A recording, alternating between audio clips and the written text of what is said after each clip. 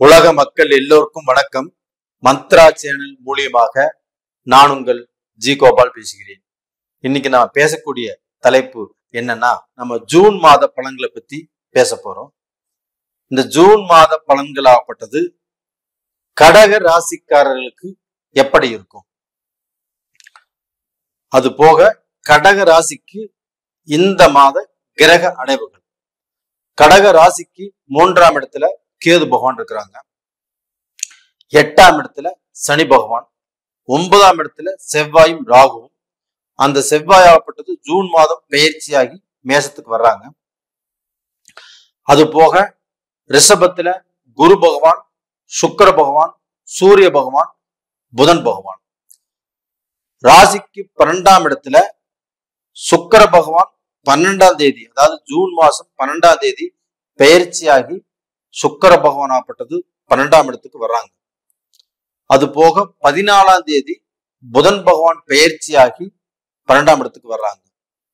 15ஆம் தேதி சூரிய பகவான் பெயர்ச்சியாகி உங்களுடைய ராசிக்கு 12ஆம் இடத்துக்கு வர்றாங்க. இது இந்த மாத கிரக அடைவுகள். அப்ப இந்த கிரக அடைவுகளால்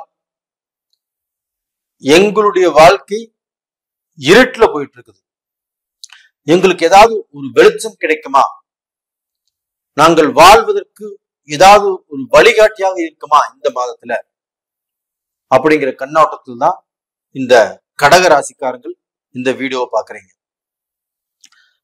கடக ராசிக்காரர்களே, உங்களுக்கு இந்த மாதத்தில் நான் சொல்லக்கூடிய பலன் என்னன்னா, உங்களுக்கு 11ஆம் இடத்தில் லாபஸ்தானத்தில் குருவோடு மற்ற 3 கிரகங்களும் இணைந்திருப்பது யோகம்.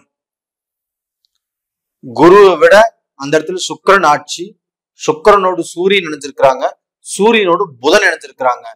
இந்த 3 கிரகங்களும் அங்க ரொம்ப ஸ்ட்ராங்கா இருக்கிறாங்க. அதுவோடு புதனும் இருக்கிறாங்க, குருவும் இருக்கிறாங்க. அப்ப இது எந்த இடம்? 11ஆம் இடம். 11ஆம் இடம் என்பது லாபஸ்தானம். கடக ராசிக்காரர்களுக்கு சனி பகவான் ஆப்பட்டது எவ்வளவு கொடுமைகளையும் எவ்வளவு கஷ்டங்களையும் கண்மூடித்தனமாக உங்களுக்கு கொடுத்துட்டு இருந்தாலுமே, இந்த பீரியடில் உங்களுக்கு 11ஆம் இடம் வலுப்பெறுவதால், அந்த 11ஆம் இடத்த அதிபதி சுக்கிர பகவான் அங்கே ஆட்சியாவதால், அந்த 11ஆம் இடத்துக்கே குரு பகவான் இருப்பதால், கண்டிப்பாக அஷ்டமஸ்தானத்தில் இருக்கக்கூடிய அந்த சனி பகவானை பத்தி கவலையே பட வேண்டாம். நல்லா புரிஞ்சுக்கோங்க. 11ஆம் இடம் லாபஸ்தானம் உங்களுக்கு ஸ்ட்ராங்கா இருக்குது. அப்ப அந்த அஷ்டம சனியை பத்தி கவலைப்பட வேண்டாம். அதே சமயத்துல உங்களுடைய பிறப்பு ஜாதகத்தில், உங்களுடைய ஜென்ம ஜாதகத்தில் அந்த சனி பகவான் நல்ல ஸ்தான பலம் பெற்று இருந்தால் இந்த அஷ்டம சனி உங்களை ஒன்றும் செய்யாது. ஐயா, நீங்க சொல்லிடுறீங்க, இந்த அஷ்டம சனியினால நான் குடும்பத்துல நல்ல சந்தோஷமாக, நல்ல நிம்மதியாக, குழந்தை குட்டியோடு ரொம்ப திருப்தியா வாழ்ந்துட்டு இருந்தோம். அந்த வாழ்க்கை எனக்கு இப்ப இல்லை. என்னுடைய குழந்தைகளும் என்னை துஷ்மனா நினைக்கிறாங்க, என்னுடைய மனைவியும் என்னை புரிஞ்சுக்கல. அந்த அளவுக்கு சித்திரவதைப்பட்ட என்னுடைய குடும்பமே இன்னைக்கு பிரிஞ்சு போகக்கூடிய கண்டிஷன்ல இருக்குது அப்படிங்கிறது ஒரு சில பேர். ஒரு சிலர் ஆகப்பட்டது, நான் நல்ல தொழில் பண்ணிட்டு இருந்தேன், நல்லா சம்பாதிச்சுட்டு இருந்தேன், என்னுடைய வாழ்க்கை முன்னேற்றத்துல போயிட்டு இருந்தது. ஆனா அந்த தொழில்ல சிக்கல் வந்துச்சு, தொழில்ல பிரச்சனை வந்துச்சு, அந்த தொழிலை நடத்த முடியாமல் இப்ப அப்படியே நான் முழிச்சிட்டு இருக்கிறேன். இது போக நான் ஜாமீன் போட்ட ஒருத்தருக்கு, ஜாமீன் போட்டவர்னால அவர் அந்த பணத்தை கட்டாமல் இன்னைக்கு நான் கட்ட வேண்டிய சூழ்நிலை வந்துருச்சு. அப்ப 1 மாசம் கட்டலாம், 2 மாசம் கட்டலாம், ஆனா தொடர்ந்து கட்டக்கூடிய சூழ்நிலை வந்ததுனால இவர்களால் நான் பாதிக்கப்பட்டு இன்னைக்கு என்னுடைய குடும்பம் ரோட்டுக்கு வந்துட மாட்டிருக்குது. இந்த மாதிரி பிரச்சனையில ஒரு சிலர். அப்ப ஒரு சிலராகப்பட்டது தன்னுடைய வேலையில பிரச்சனை, வேலை செய்ய முடியல, வேலை செய்யக்கூடிய இடத்துல எனக்கு அடுத்தவர்களால தொந்தரவு, பிரச்சனைகள். நான் எவ்வளவு பெரிய அந்தஸ்துல இருந்தாலும், வேலையில எவ்வளவு பெரிய பொசிஷன்ல இருந்தாலும் அவர்களால எனக்கு இடைஞ்சல் வந்துட்டு இருக்குது. இப்படி எல்லாம் நிறைய பேர் சொல்லிட்டு இருக்கிறீங்க. ஒரு சிலராகப்பட்டது, நான் வீட்டு வாடகையே கட்ட முடியல, இஎம்ஐ கட்ட முடியல, நான் என்ன செய்யறதுன்னே தெரியல அப்படின்னு வந்து நிறைய பேர் புலம்பிட்டு இருக்கிறீங்க. இப்ப இந்த புலம்பலையும் நான் கேட்டுட்டு தான் இருக்கிறேன். இந்த அஷ்டம சனியால் நீங்க பட்ட கஷ்டங்கள் எனக்கு புரியுது. ஆனா அந்த கஷ்டங்களில் இருந்து இப்பொழுது விடுதலை ஆகி இதன் மூலியமாக நல்ல பலன் கிடைக்கவிருக்கிறது அப்படிங்கிறத உங்களுக்கு அழுத்தமாக சொல்கிறேன்.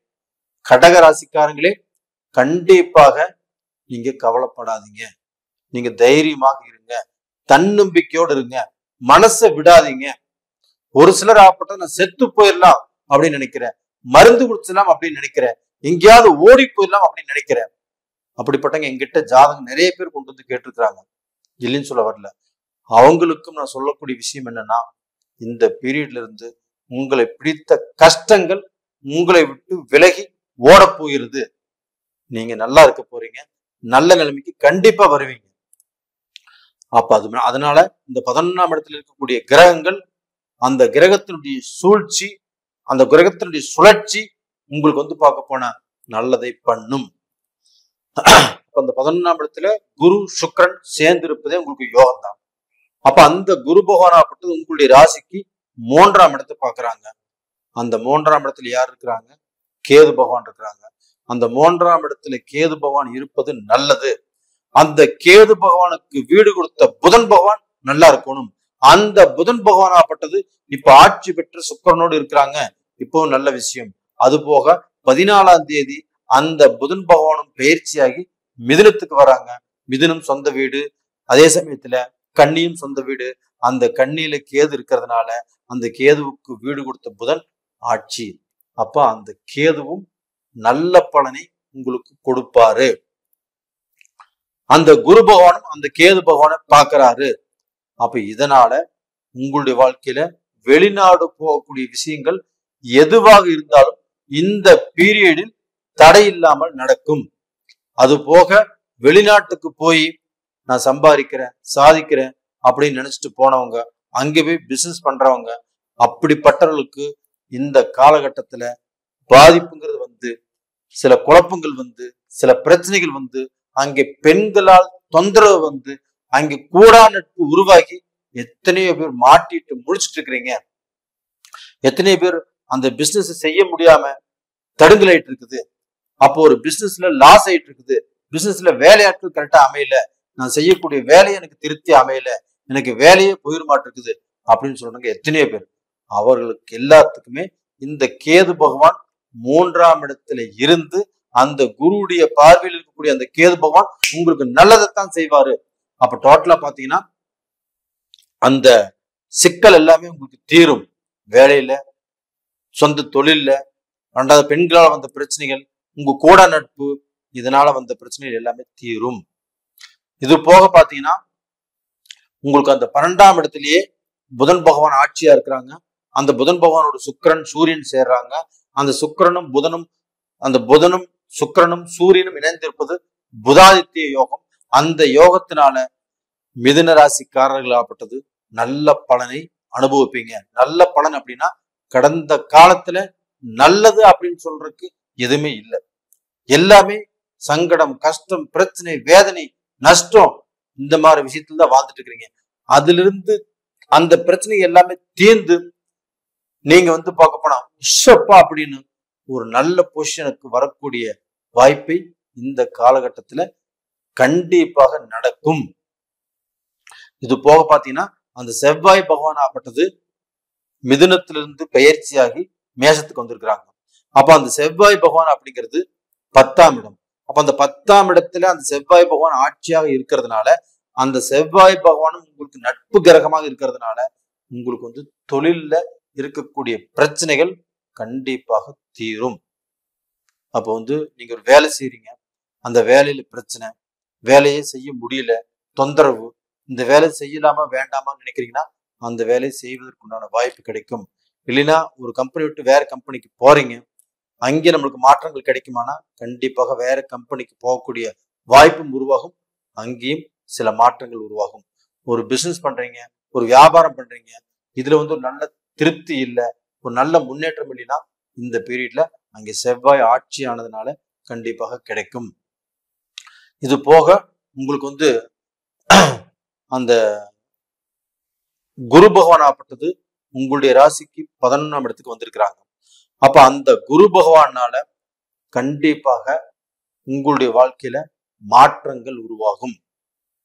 கசப்பான அனுபவங்கள் முடிஞ்சு இனிமையான ஒரு நல்ல சந்தோஷமான நிகழ்ச்சி உங்க குடும்பத்தில் நடக்கும். அப்ப குழந்தை பாக்கியம் கிடைக்கும். குடும்பத்தில் இருக்கக்கூடிய பிரச்சனைகள் தீரும். நீங்க நம்பி ஏமாந்திருந்தாலும் அதுல இருந்து ஒரு தெளிவு வரும். உங்க வாழ்க்கையில ஒரு மாற்றங்கள் உருவாகும். வாழ்க்கையில நான் வாழணும், சம்பாதிக்கணும், சாதிக்கணும் அப்படிங்கிற எண்ணங்கள் வரும். கண்டிப்பாக நல்லா இருப்பீங்க. அப்ப நேயர்களே, கடகராசியில் பிறந்த ஆண்கள் பெண்கள் எல்லாத்துக்குமே நல்ல நேரம் வந்தாச்சு. இதுல குறிப்பா பெண்களுக்கு ஒரு தைரியம் தன்னம்பிக்கை வரும். அதுவும் பெண்கள் ஆண்களால் கௌரவப்படுத்தப்படுவீர்கள். அதாவது விலையுறந்த பொருட்கள், எலக்ட்ரானிக்ஸ் பொருட்கள், அதே சமயத்துல கோல்டு, ஜுவல்லரி, இந்து சம்பந்த பொருட்கள் ஆகப்பட்டது வாங்கக்கூடிய வாய்ப்புகள் உங்களுக்கு உருவாகும். கண்டிப்பாக நல்லா இருப்பீங்க. அதே சமயத்துல உங்களுக்கு இந்த சந்திராஷ்டம நாட்கள் அப்படின்னா 26 ஜூன் 26 நைட்டு 1 மணிலிருந்து ஜூன் 28 நைட்டு விடிய கால 4 மணி வரைக்கும் இந்த பீரியடு உங்களுக்கு சந்திராஷ்டமம். அப்ப இந்த சந்திராஷ்டமம் நாட்களில் நல்ல விஷயங்களை செய்ய வேண்டாம். அப்போ நீங்க முக்கியமான முடிவுகள் எடுப்பதை தவிர்த்து விடுங்கள். ஒரு பிசினஸ்ல இன்வெஸ்ட் பண்றதோ, ஒரு பிசினஸ் ஆரம்பிக்கிறதோ இதை தவிர்த்துருங்க. அது போக ஒரு நல்ல சைன் பண்றது, அது போக ஒரு கிரையம் பண்றது, ரிஜிஸ்ட்ரேஷன் பண்றது, இந்த மாதிரி விஷயத்தை எல்லாமே அவாய்ட் பண்ணிக்கோங்க. அப்படி அவாய்ட் பண்ணிக்கிறது உங்களுக்கு நல்ல விஷயம். நீங்க அந்த நாட்கள்ல கும்பிட வேண்டிய தெய்வம், அந்த நாட்கள்ல சந்திராஷ்டம நாட்கள்ங்கிறது இல்ல, நீங்க இந்த ஜூன் மாதத்துல உங்களுக்கு வணங்க வேண்டிய கடவுள் அப்படி எதுன்னு கேட்டோம்னா விநாயகர். அந்த விநாயகர் பெருமாளை நீங்கள் திங்கட்கிழமை நாள்ல கும்பிட்டு வாங்க. கண்டிப்பா நல்லா இருப்பீங்க. நல்லது நடக்கும். நேயர்களே, இந்த பதிவு பிடிச்சிருக்குன்னு நினைக்கிறேன். பிடிச்சிருந்தா லைக் பண்ணுங்க, சப்ஸ்கிரைப் பண்ணுங்க, ஆல் அப்படிங்கிற பெல் பட்டனை பிரஸ் பண்ணிக்கோங்க. உங்களுடைய ஜென்ம ஜாதகத்தில் நடக்கக்கூடிய தசா புத்திகள் தான் உங்களுடைய வாழ்க்கையை நிர்ணயம் பண்ணும். அப்ப அந்த ஜென்ம ஜாதகத்தில் நடக்கக்கூடிய தசா புத்திகள் உங்களுக்கு சாதகமா பாதகமா தெரிஞ்சுக்கோன்னா கீழே 2 நம்பர் கொடுத்துருக்குறோம். கான்டாக்ட் பண்ணுங்க, வாட்ஸ்அப் பண்ணுங்க. உங்களிடமிருந்து விடைபெறுவது உங்களின் ஜி கோபால். நன்றி, வணக்கம்.